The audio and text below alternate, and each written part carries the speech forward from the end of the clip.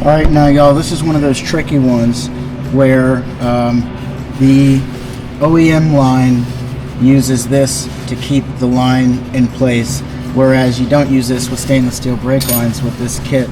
There's actually a retaining nut right here, so you're going to have to separate the retaining nut from this line because it comes screwed in, and then you're going to have to pop out this grommet in the body so that you can raise this line high enough, the OEM line, to slip this retaining nut in between the nipple of the OEM line and the new stainless steel line. So you have to slip it on top, and then you screw the OEM line into the new line, and then you use the retaining nut to keep the brake line secure. So as you can see, it's not going anywhere.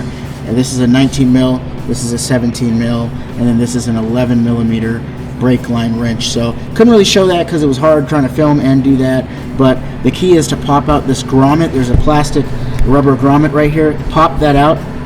That'll allow you to raise this brake line high enough to make enough space for the retainer nut here, and then everything is just a matter of screwing it back in and retightening. And make sure that you always use a brake line wrench to retighten the brake lines. All right.